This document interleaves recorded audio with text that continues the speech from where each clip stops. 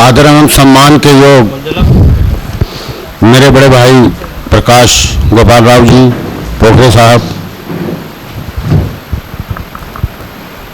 कृषि में भारत के अंदर काम कर रहे सुरेश पालेकर साहब, तमाम IAS ऑफिसर, किसान संगठनों के प्रमुख नेतागण, मैं सबसे प्रथम तो आपसे माफ़ी चाहता हूं सभी से, क्योंकि मैं अपने मन से आत्मा से कुछ बातें करना चाहता हूं आपसे, बातचीत भाषण वगैरह नहीं देना चाहता।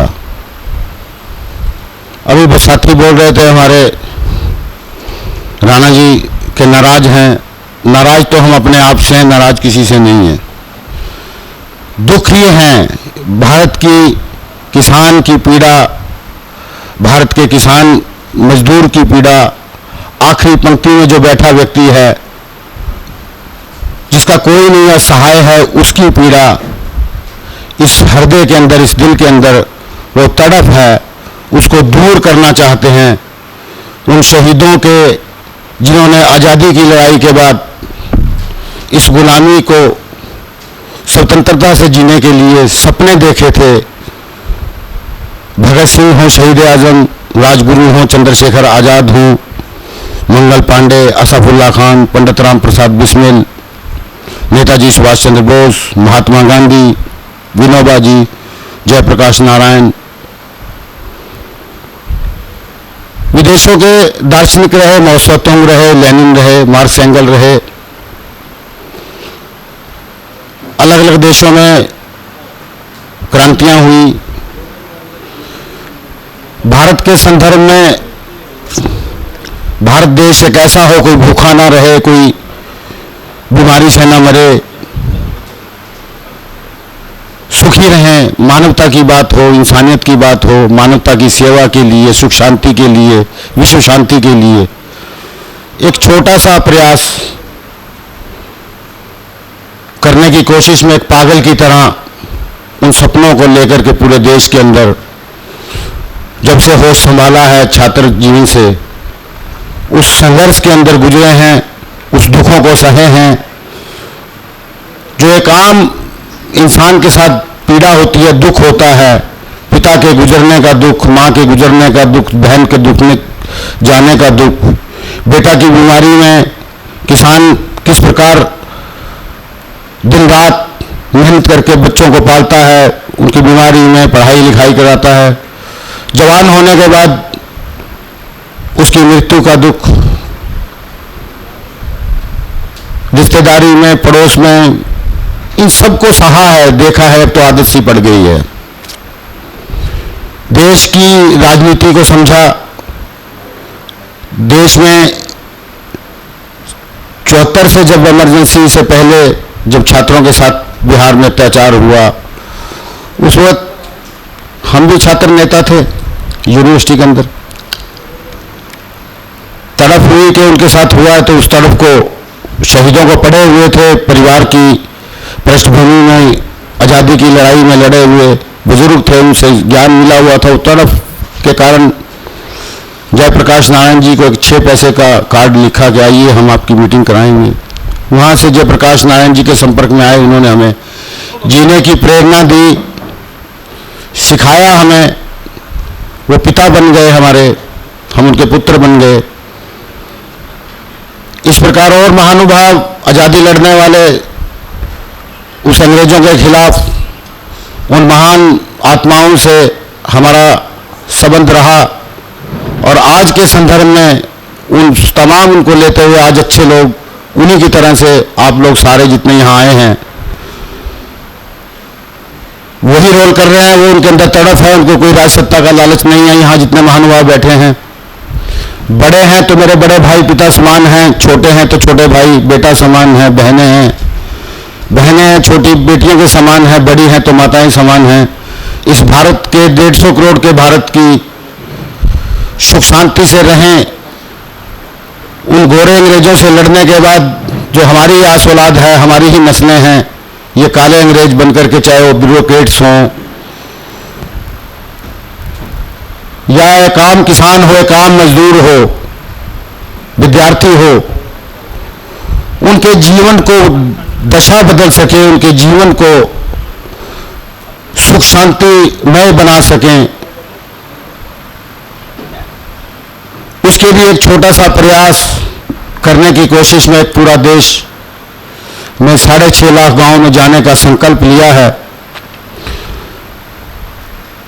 सब सुख सुविधाएं जीवन में भोगी हैं, बचपन से लेकर के, और दुख भी सहे हैं, दोनों का अनुभव है।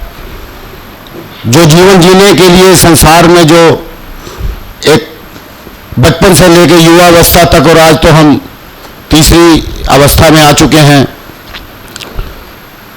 वो सुख भी भोगे और दुख भी भोगे। इच्छा नहीं है किसी चीज की, इच्छा है तो एक भारत को, भारत के गांव को, भारत के लोगों को, हमारी जितनी भी जानकारी अनुभव है आपके पास, मैं इतना ज्ञानी नहीं हूं, लेकिन अपने अपने अनुभव से सब आप बैठे हो, सबके पास ज्ञान का भंडार है। उस ज्ञान के भंडार को हम भारत के 150 करोड़ लोगों के बीच में ले जा करके एक नया भारत बनाएं, उस कल्पना को लेकर के हम यहां भाऊजी के निर्देश पर, उनके आदेश पर, उनके प्रेम से, उनकी अंतर की जो तड़फ को देख करके हम यहां आए। और यहां आने का मकसद सिर्फ एक ही था कि उन्होंने जो हमसे बातें की टेलीफोन के ऊपर, मोबाइल के अंदर, कि यहां बैठेंगे, चर्चा करेंगे अपने 1-2 अनुभवों से, सब एक नई निकली हुई पूरे भारत के लिए यहां से एक संदेश जाएगा और एक बड़ा आंदोलन होगा उस अनुभव को लेकर के। और मुझे बड़े दुख के साथ कहना पड़ रहा है कि मैं 2 दिन पहले यहां से आया था कि यहां हमारे महानुभाव, मैं माफी चाहता हूं उनसे, मेरी उनकी कोई आलोचना करने की इच्छा नहीं है, लेकिन मैं बात जहां जाता हूं कहता जरूर हूं। वो गिला करें, शिकवा करें, मुझे गाली दें या कुछ भी कहें, मुझे सम्मान से, आदर सहित उनका प्रेम फूलों की माला समझ के मैं स्वीकार कर लूंगा, लेकिन कहूंगा जरूर। लेकिन हम आपस में मिल नहीं पाए, एक दूसरे के साथ प्रेम से जुड़ नहीं पाए, क्योंकि यहां पर जो पोखरे साहब ने जो हमें कहा था कि वो क्रीम आएगी जो एक दूसरे के अनुभव लेकर के एक नई दिशा देने की जो बात करेंगे, कभी किसी ने कोई समाधान नहीं बताया। उस ज्ञान के भंडार को, उसका क्या फायदा, आएंगे साथ ही लेकर के साथ मर के चले जाएंगे।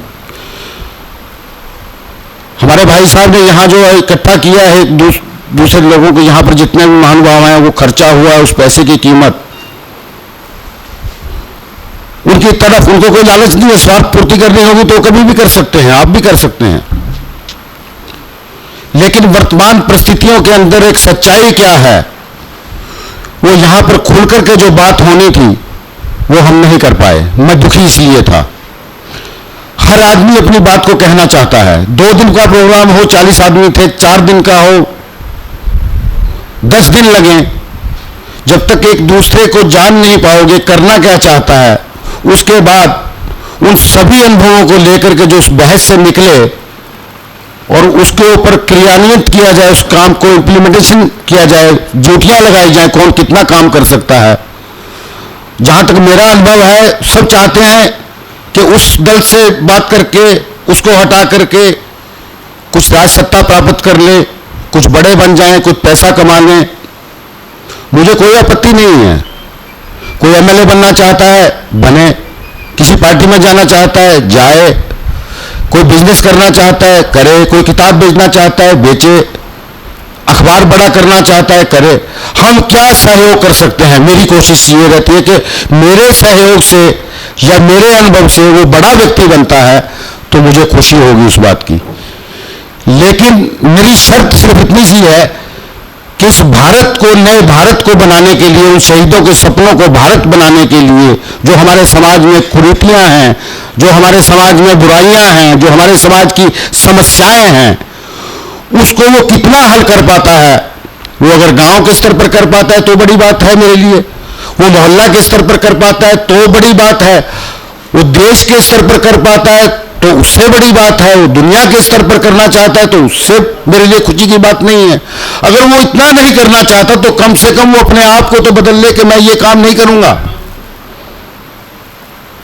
कि मैं झूठ नहीं बोलूंगा, मैं चोरी नहीं करूंगा, मैं चोरों का साथ नहीं दूंगा, मैं बेईमानों के साथ नहीं दूंगा, मैं अपने परिवार को सुखी रखूंगा, मैं उसके लिए मैं तो ये ज्ञान का जो भंडार है, जो ये बिखरा हुआ है, जो उसको गुलदस्ता बनाने की हमारी कोशिश है, उस कोशिश को कौन कहता कि आसमां में सुराख नहीं होता यारो, एक पत्थर तो तबीयत से उछालो यारो।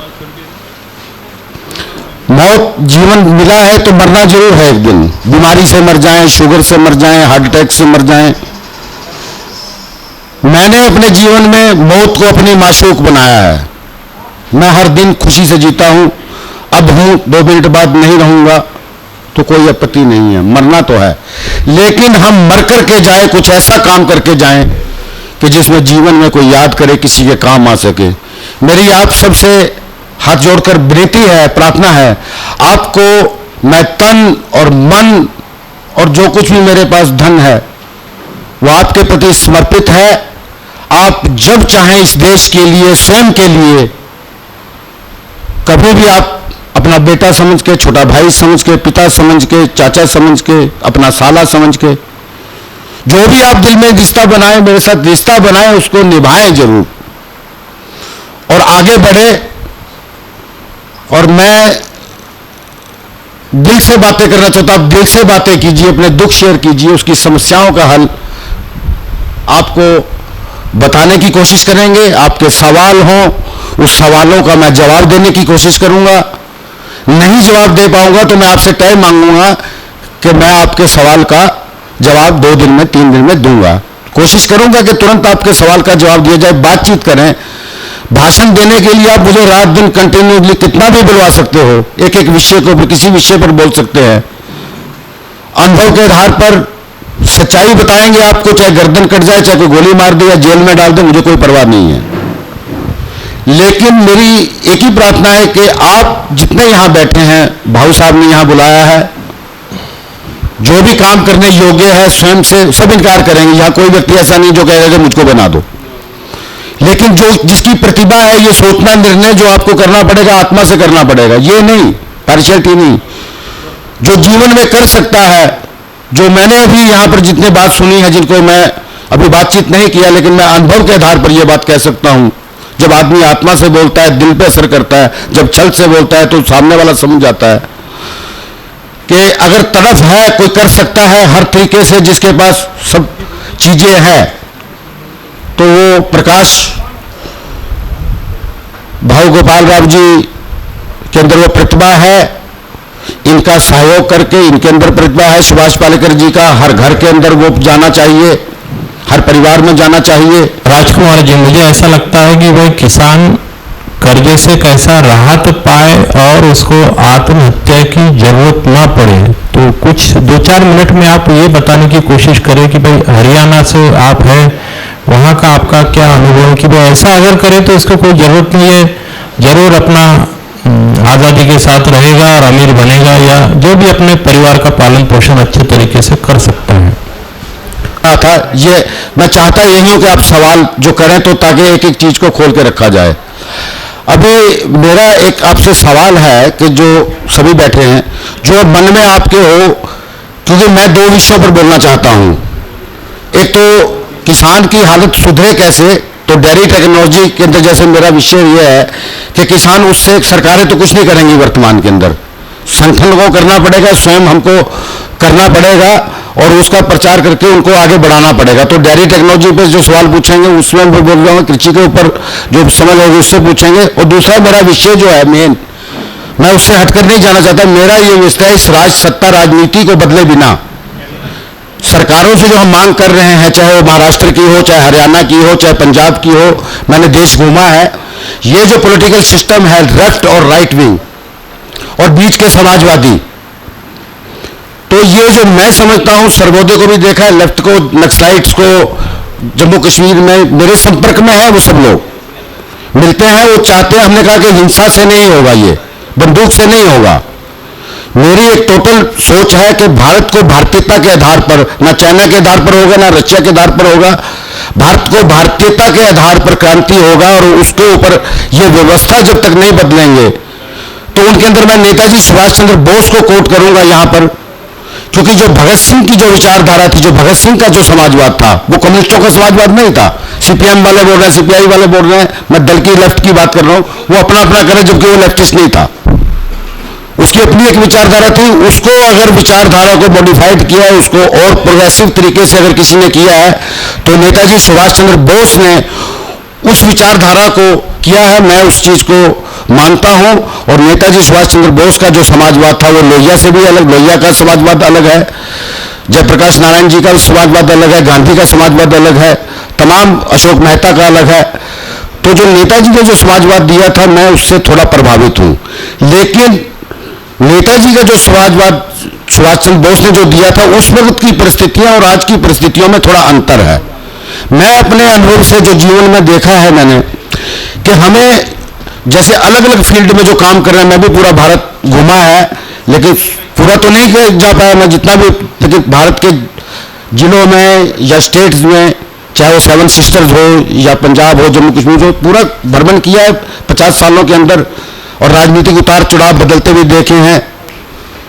उस अनुभव के आधार पर यह कह सकता हूं कि हमें एक दिशा देनी पड़ेगी, और उस दिशा के ऊपर गांव के अंदर जो ग्राम स्वराज की जो बात मैं कह रहा हूं कि ग्राम स्वराज, गांव के फैसले गांव में हो, गांव में न्यायालय स्थापित हो, गांव का जो आम वोटर है वो सरपंच को हो या पंचायत का मेंबर हो, उनको आदेश दे कि हमारे गांव में सड़क चाहिए, हमारे बच्चे को रोजगार चाहिए, हमारी शिक्षा ये चाहिए।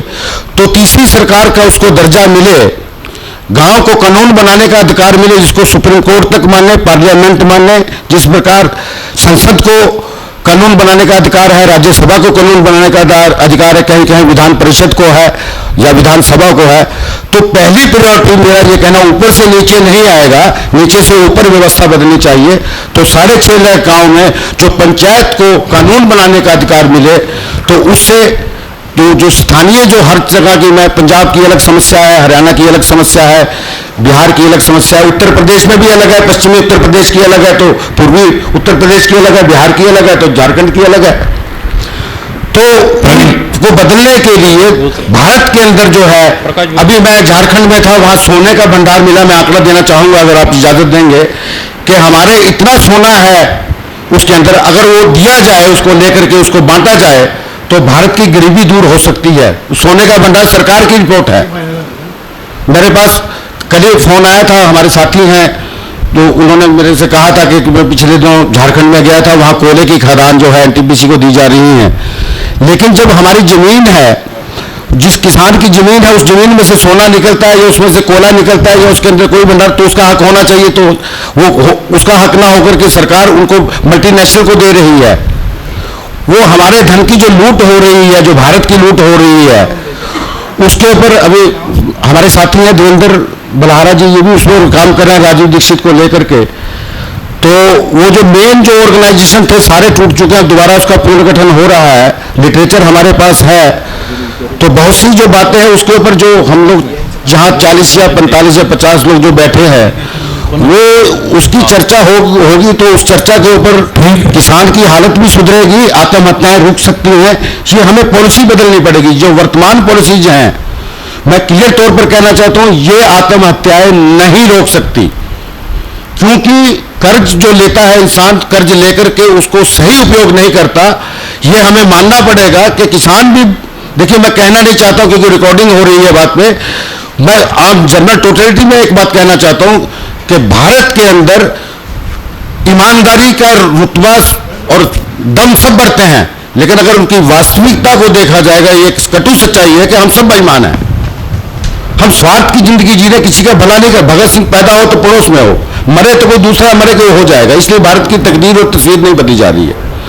उसके लिए पागल होकर के देवेंद्र बलहारा घूम रहा है, सुभाष जी भी घूम रहे हैं, आप लोग भी घूम रहे हैं, और हमारे भाई जो है प्रकाश राव जी, ये भी पागल दीवानी में घूम रहे। घूमते रहेंगे तो क्या होगा उससे? नहीं, आपको राज सत्ता में आना पड़ेगा। आपको अगर आप इन पॉलिटिकल पार्टियों में आओगे, तो मैं कांग्रेस की बता देता हूं कि कांग्रेस की नीतियों को लाने वाली थी गेट के माध्यम से। तो उसमें बाहर आओगे निकलोगे, ये तो आने वाले नहीं है। आप अभी साथी बात राजेश जी मेरे से बात कर रहे थे कि हम उनसे बात की, अभी पाटेकर साहब कह रहे थे कि चाइना में जाइए। अरे भाई चाइना में कौन भेजेगा आपको? उन्होंने तो बात कही थी कि वो ब्यूरोक्रेट से जो भी धमका रहे हैं, लेकिन साथी को जोड़ने के लिए सत्य प्रेम जिसको कहते हैं ट्रू लव, वो हमारे अंदर नहीं है। ये मैं कहना चाहता हूं बड़े फराकदिली से। देवेंद्र बलारा का मुंह उधर को है, इनका मुंह उधर को है, आपका मुंह उधर है, मेरा उधर है। तो जब तक हम आपस में नहीं मिलेंगे, सबसे पहला मेरा जोर तो इस बात है कि अपने मन के अंदर से कोई द्वेष है, कोई बड़ेपन का है, उसको दूर कीजिए, भाई बनिए, साथी बनिए, मित्र बनिए। मित्र बन करके जब आप करेंगे तब आप किसी भी समस्या का हल कर सकते, तब आप आंदोलन खड़ा करते हैं। ये जो संयुक्त किसान मोर्चा भारत का जो आंदोलन फेल हुआ, ये इसी वजह से हुआ, ईगो की वजह से हुआ है। किसी के अंदर इतनी ताकत नहीं थी कि इतने लोग इकट्ठे कर सकें, लेकिन एक दूसरे को यूज किया। शुरू से मैंने एक ही बात कही थी कि मैं किसी स्टेज पर नहीं आऊंगा और मैं आपको इसी नेगोशिएशन में जाऊंगा। पूरे देश के अंदर जो राजीव दीक्षित ने और हमने जो काम किया हुआ है, उसको हमने हीरो बनाया था, उसको प्रवक्ता के तौर पर। मैं ये कहना चाहता हूं खुल के बात को। उसके मां बाप भी गाली दिया करते थे, बाद में उनको पूछो, उनके इतने शागिर्द हैं, मैं बहुत प्रोग्रामों में गया, उनके जो शागिर्द हैं, चेले हैं, जो उनका नाम लेते हैं, कभी मिले भी नहीं है राजीव दीक्षित से।